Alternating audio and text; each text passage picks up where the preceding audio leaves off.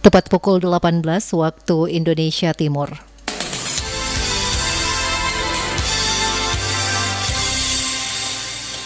Selamat sore saudara, dari Jalan Sultan Hairun 02 Ternate, inilah Radio Republik Indonesia dengan Warta Berita. Mengawali Warta Berita sore ini, berikut kami sampaikan berita utama.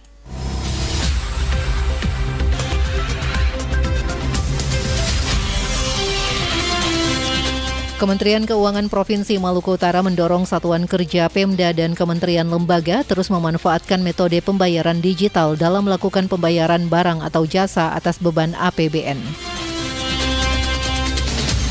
Sejumlah tenaga pengajar di Universitas Institut Sains dan Pendidikan ISDIQ Maluku Utara mengaku pihak kampus menunggak pembayaran hak-hak berupa gaji dan tunjangan selama kurang lebih 38 bulan. Saudara, informasi ini juga dapat Anda simak melalui audio streaming di www.rri.co.id, aplikasi RRI Digital pada perangkat Android dan iOS, pemancar relay Maba di 88,5 FM, serta pemancar relay Morotai di 93,6 FM. Inilah Warta Berita selengkapnya, Kamis 1 Agustus 2024 bersama saya, Rima Amurang.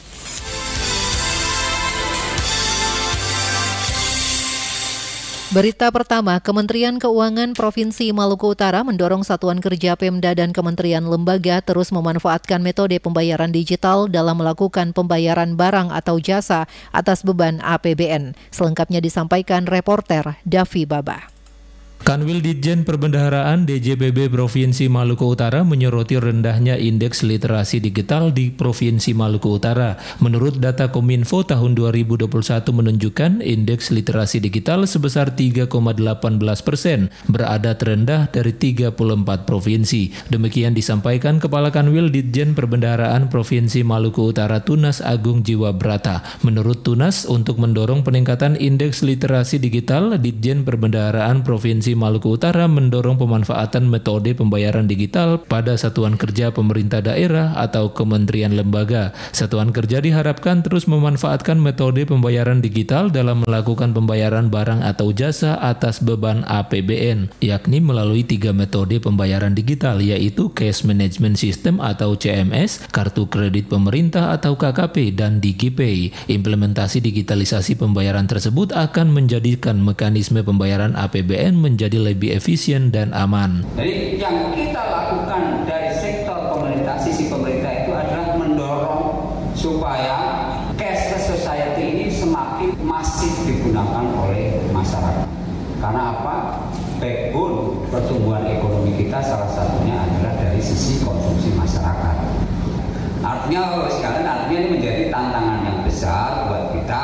Bagaimana kita semua ini nanti pemerintah bisa lebih berupaya untuk melakukan transaksi secara elektronik. Meski begitu, Tunas menjelaskan hingga 30 Juni 2024, nilai pembayaran APBN melalui sarana digital menunjukkan perkembangan yang cukup signifikan. Nilai transaksi DigiPay mencapai 430 juta dengan jumlah transaksi sebanyak 504 transaksi, sedangkan persentase nilai transaksi uang persediaan menggunakan kartu kredit pemerintah pada tahun 2023 mencapai 8,84%. Menurut Tunas, penguatan budaya digital masih menjadi tantangan yang perlu diselesaikan. Hal ini untuk menjamin optimalisasi implementasi digitalisasi pembayaran APBN di Maluku Utara. Reporter Davi Baba melaporkan. Saudara, sejumlah tenaga pengajar di Universitas Institut Sains dan Kependidikan ISDIQ Maluku Utara mengaku pihak kampus menunggak pembayaran hak-hak berupa gaji dan tunjangan selama kurang lebih 38 bulan. Selengkapnya disampaikan reporter Sofian Togubo.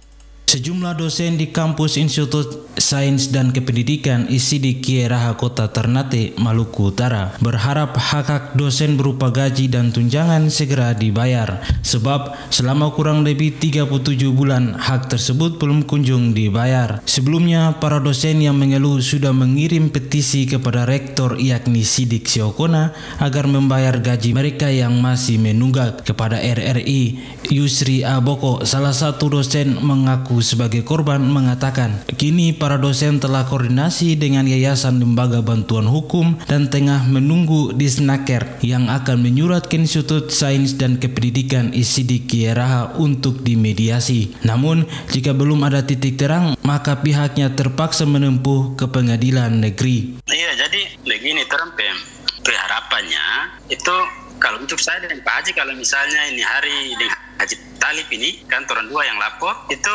ya, kalau misalnya orang mau PHK ya PHK kan begitu. Nah tapi kalau PHK ya hitung pesangon ya, cara THR selain gaji 96 juta tadi yang kurang dibayarkan, kemudian saya gaji yang memang dibayar sesuai dengan gaji pokok itu juga ada sebesar 24 juta sekian, itu 24.977.330 rupiah. Nah itu yang karena saya gaji pokok itu dia besarnya kan 2.412.432 rupiah, orang bayar cuma 1 juta sekian. Menanggapi masalah tersebut, Warek 2 Bidang Kepegawaian dan Keuangan Faisal Habsi mengatakan tunjangan gaji para dosen tanggung jawabnya yayasan dan rektor, dan masalah ini sejak tahun 2019 lalu dan sudah pernah mengadakan mediasi namun belum adanya titik terang sehingga keputusan kembali kepada rektor ISIDIQ. Jadi persoalan tunggakan gaji itu konfirmasi langsung saja ke rektor dan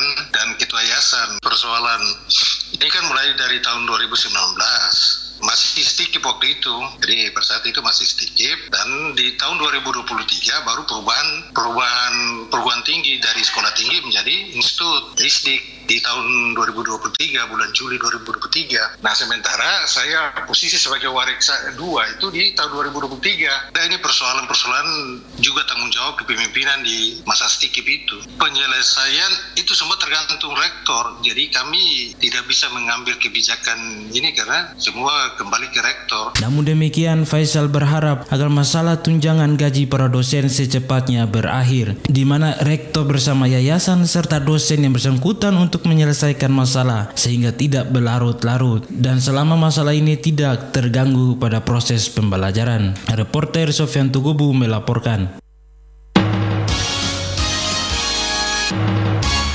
Saudara, pastikan pelaksanaan tahapan pemilihan Bupati dan Wakil Bupati Kabupaten Halmahera Timur berjalan lancar. Jajaran Bawaslu Haltim gencar melakukan tugas pengawasan setiap tahapan. Informasi selengkapnya disampaikan reporter Turaikia Samsudin. Jajaran Badan Pengawas Pemilu Bawaslu Kabupaten Halmahera Timur secara masif melakukan pengawasan terhadap tahapan pemilihan kepala daerah serentak tahun 2024 yang sedang berlangsung. Hal tersebut disampaikan Ketua Bawaslu Halmahera Timur Suratman Kadir saat dikonfirmasi RRI per telepon. Suratman menyatakan bahwa jajaran pengawasan mulai dari tingkat kecamatan hingga pengawas desa selalu siaga dalam menjalankan tugas pengawasan. Alhamdulillah untuk jajaran pengawasan kita mulai dari Patmasdam sampai pada BKD masih saat ini masih standby melakukan proses pengawasan, dan kita saja baru selesai melakukan proses pengawasan terhadap pencoplikan DPP, dan sekarang itu persiapan untuk menghadapi pleno rekapitulasi di tingkat TPS maupun tingkat kecamatan sampai di tingkat kabupaten kota. Pengawasan yang intensif ini dilakukan untuk memastikan seluruh tahapan Pilkada 2024 berjalan dengan baik dan sesuai aturan. Dalam proses coklit yang telah selesai, Bawaslu Halmahera Timur berusaha memastikan bahwa setiap warga yang memenuhi syarat terdaftar sebagai pemilih.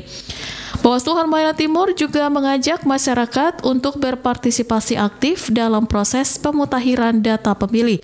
Warga diminta untuk melaporkan jika ada anggota keluarga atau tetangga yang belum terdata. Dengan adanya pengawasan yang ketat dan partisipasi aktif dari masyarakat, Bawaslu berharap data pemilih yang digunakan dalam pemilihan Bupati dan Wakil Bupati Kabupaten Halmahera Timur pada 27 November mendatang akan lebih akurat dan dapat dipercaya, karena penting untuk memastikan bahwa setiap suara warga terwakili dengan baik dalam pemilihan. Turaikia Samsudin melaporkan.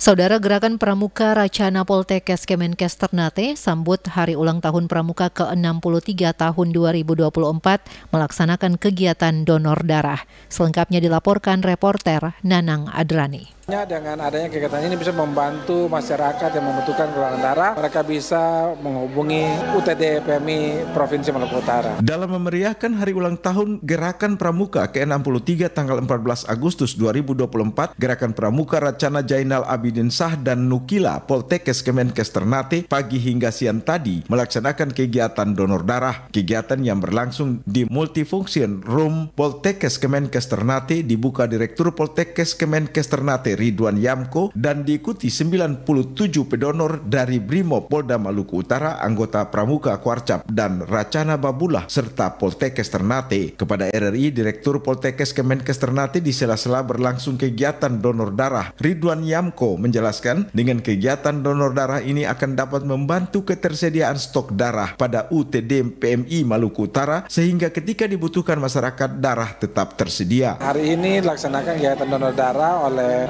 Racana Nukila Jainal Abidin Shah Poltekkes Ternate dalam rangka Hari Pramuka. Kegiatan ini juga kami disupport oleh TNI Polri, khususnya polisi yang untuk membantu dalam rangka menyediakan tenaga pendonor. Harapannya dengan adanya kegiatan ini bisa membantu masyarakat yang membutuhkan golongan darah. Mereka bisa menghubungi UTD PMI Provinsi Maluku Utara. Kegiatan donor darah ini, kata Ridwan Yamko, dalam setahun akan dilakukan 2 kali bersama UTD PMI dengan melibatkan semua elemen masyarakat sehingga ketersediaan stok darah di UTD PMI tetap ada dan masyarakat yang membutuhkan darah tidak mengalami kendala. Kami targetnya bahwa dalam setahun minimal bisa 2 kali dilaksanakan sehingga PMI bisa menyediakan stok darah di Provinsi Maluku Utara, khususnya di Ternate, sehingga masyarakat yang membutuhkan darah itu tidak lagi mengalami kendala. Kemudian kami berharap juga ke depannya bukan hanya TNI Polri tapi masyarakat yang ingin melakukan kegiatan donor bisa datang ke Poltekkes pada saat penyelenggaraan donor. Kami berharap lebih banyak lebih baik, semakin banyak semakin bagus sehingga membantu PMI dalam menyediakan stok darah. Pada kegiatan donor darah tersebut terdaftar 97 orang, namun yang dapat diambil darahnya 34 orang dan sisanya mengalami tensi tinggi, juga ada yang belum sampai 3 bulan berdonor. Darah yang diperoleh langsung diserahkan kepada UTD PMI Maluku Utara untuk membantu masyarakat yang membutuhkan. Nanang Adrani melaporkan.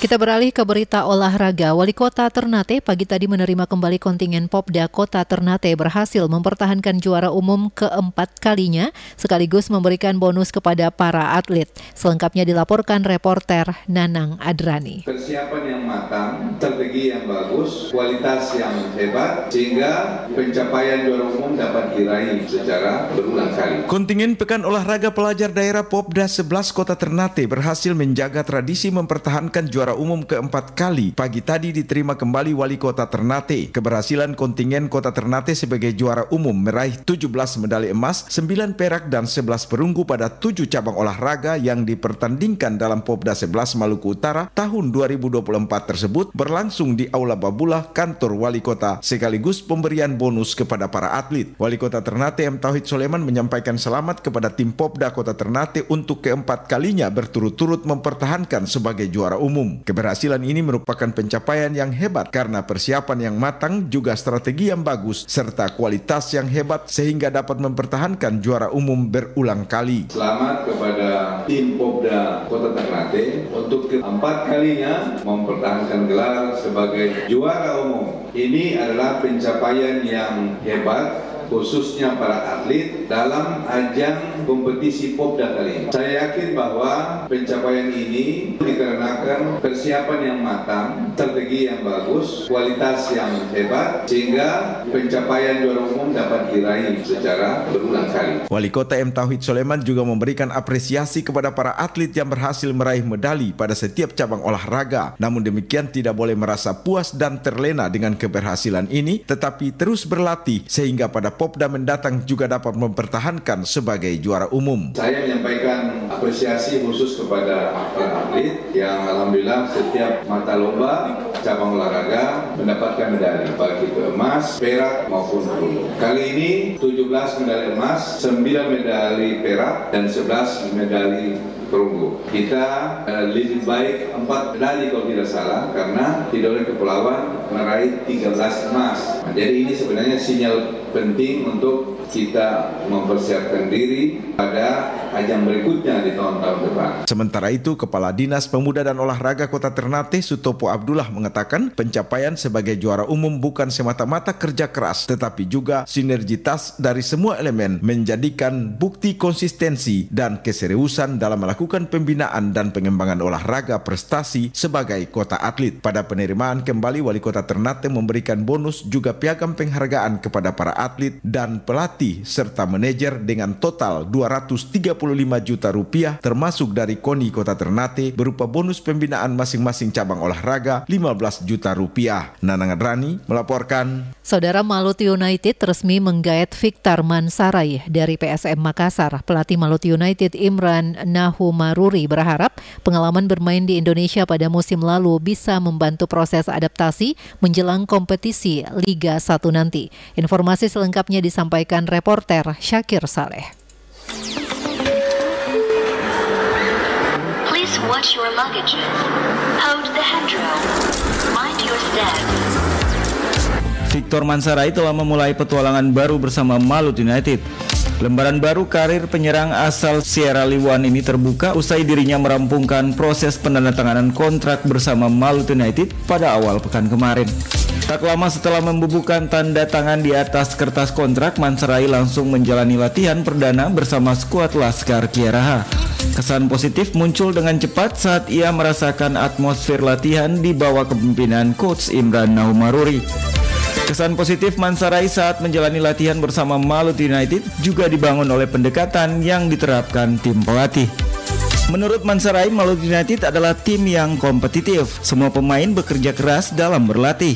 Klub ini juga punya kebersamaan dengan suasana kekeluargaan yang sangat kental. Hello Maluti United fans, it's Victor Mansarai here.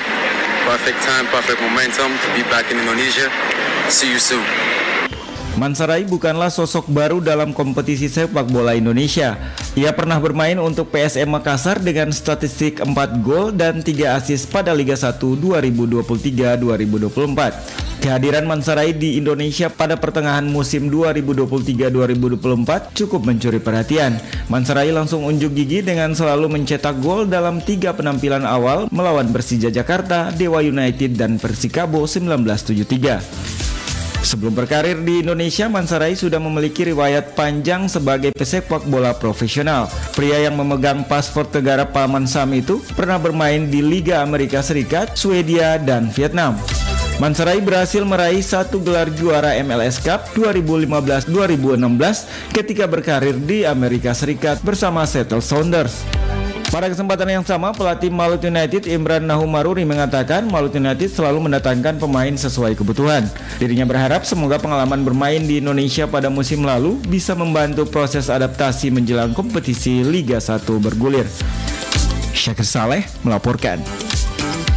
Selanjutnya, saudara, bagaimana kondisi cuaca hari ini dan perakiraannya untuk besok? Kami ajak Anda mengikuti informasi cuaca langsung dari BMKG Stasiun Meteorologi Kelas 1 Sultan Babula Ternate bersama Prakirawan Dewi Madiong. Dewi. Baik, terima kasih Saudari Rina. Assalamualaikum warahmatullahi wabarakatuh. Selamat sore dan salam sejahtera untuk para pendengar setia Radio Republik Indonesia. Pada kesempatan kali ini bersama dengan saya Dewi yang bertugas sebagai Prakirawan Cuaca Stasiun Meteorologi Babula Ternate akan menyampaikan informasi mengenai kondisi cuaca di wilayah Maluku Utara.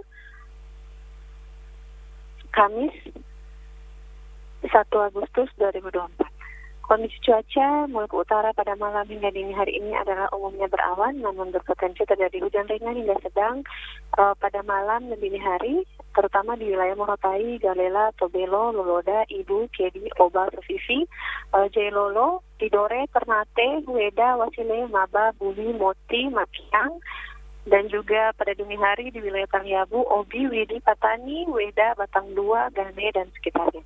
Untuk arah angin bervariasi dari arah tenggara hingga barat daya dengan kecepatan 5 hingga 40 km per jam, suhu udara berkisar antara 23 hingga 27 derajat Celcius dengan kelembaban udara relatif antara 85 hingga 100%.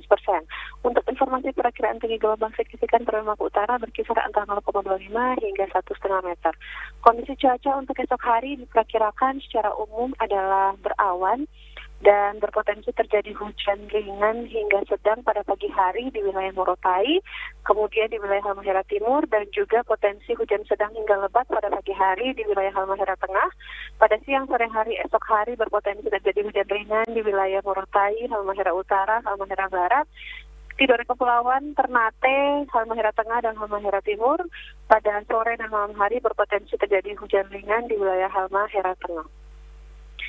Untuk himbauan kepada masyarakat agar terus mencermati informasi diberikan oleh BMKG terkait perkembangan cuaca dan tinggi gelombang di wilayah Maluku Utara. Untuk waspadai wilayah Halmahera Tengah esok hari diperkirakan akan terjadi hujan yang cukup signifikan untuk wilayah Patani dan juga di wilayah Weda. Demikian informasi yang dapat kami sampaikan, semoga bermanfaat, dan waspadai untuk potensi bencana hidrometeorologi seperti banjir di wilayah Halmahera Tengah. Semoga bisa menjadi acuan untuk masyarakat dalam menjalankan aktivitasnya. Assalamualaikum warahmatullahi wabarakatuh. Selamat sore.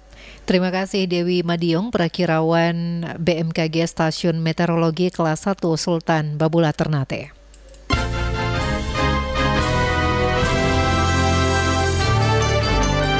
Saudara, informasi cuaca tadi sekaligus menutup perjumpaan kita dalam Warta Berita Sore edisi kali ini. Mewakili kerabat kerja yang bertugas, saya Rima Amurang undur diri. Terima kasih atas kebersamaan Anda dan selamat sore.